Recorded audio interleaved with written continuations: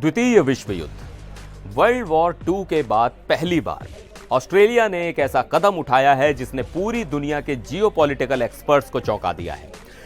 एक झटके में एक देश के राजदूत को सामान पैक करके बाहर का रास्ता दिखा दिया गया। जी हां, ऑस्ट्रेलिया और ईरान के बीच एक ऐसा राजनयिक भूचाल आया है जिसकी गूंज दूर तक सुनाई दे रही है।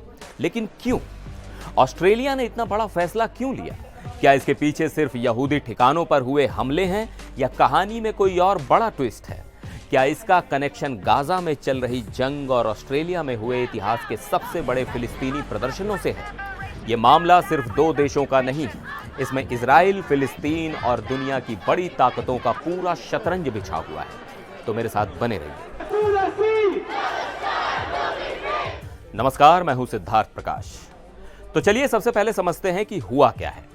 मंगलवार को ऑस्ट्रेलिया के प्रधानमंत्री एंथनी एल्बनीज़ ने एक प्रेस कॉन्फ्रेंस की और सीधे सीधे ईरान पर बेहद गंभीर आरोप लगाए। उन्होंने कहा कि पिछले साल सिडनी में एक कोशर कैफे यानी यहूदी कैफे और मेलबर्न में एक सिनेगॉग यानी यहूदी प्रार्थना घर में जो आगजनी की बड़ी घटनाएं हुई थी, उनके पीछे तेहरान यानी ईरान का हाथ था।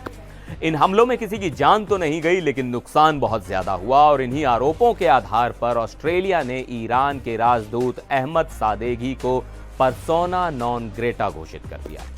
डिप्लोमेटिक भाषा में इसका मतलब होता है अवांछित व्यक्ति।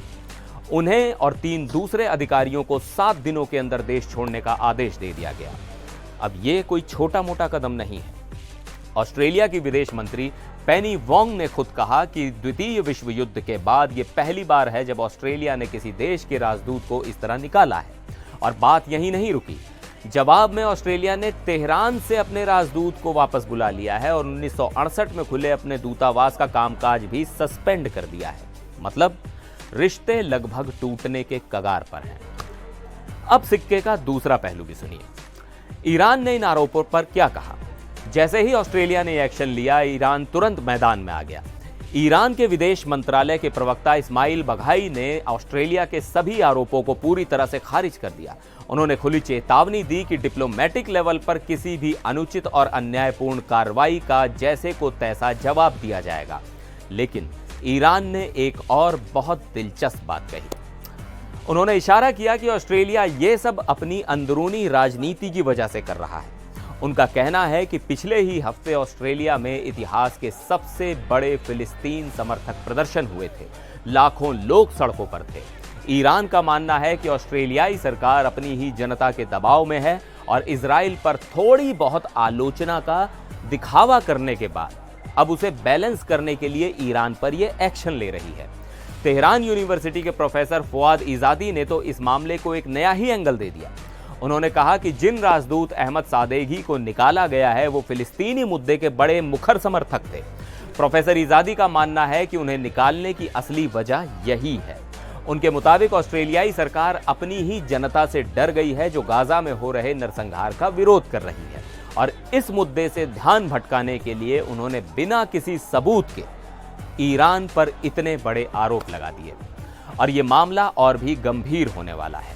प्रधानमंत्री एल्बनीज़ ने ऐलान किया है कि उनकी सरकार ईरान के रिवॉल्यूशनरी गार्ड कॉर्प्स यानी IRGC को एक आतंकवादी संगठन घोषित करने के लिए कानून बनाएगी। ये ईरान के लिए एक बहुत बड़ा झटका होगा। अब कहानी में आता है सबसे बड़ा ट्विस्ट। आप सोच रहे होंगे कि ऑस्ट्रेलिया ये सब इजराइल को खुश करने के लिए कर रहा है, लेकिन असलियत ये है कि पिछले कुछ हफ्तों से ऑस्ट्रेलिया और इजराइल के रिश्ते खुद बहुत खराब चल रहे हैं। क्यों? क्योंकि ऑस्ट्रेलिया गाजा में इजरायली हमलों और वहां पैदा हुए अकाल की लगातार आलोचना कर रहा है।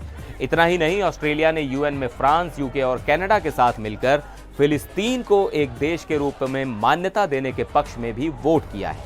इस बात से इजराइल के प्रधानमंत्री बेंजामिन नेतन्याहू इतने चिढ़ गए कि उन्होंने पिछले हफ्ते ऑस्ट्रेलियाई PM एल्बनीज़ को एक कमजोर नेता कह डाला जिसने इजराइल को धोखा दिया और ऑस्ट्रेलिया के यहूदियों को अकेला छोड़ दिया। ऑस्ट्रेलिया ने भी इसका करारा जवाब दिया। ऑस्ट्रेलिया के गृह मंत्री टोनी बर्क ने कहा कि ताकत इस बात से नहीं मापी जाती कि आप कितने लोगों को उड़ा सकते हैं या कितने बच्चों को भूखा छोड़ सकते हैं।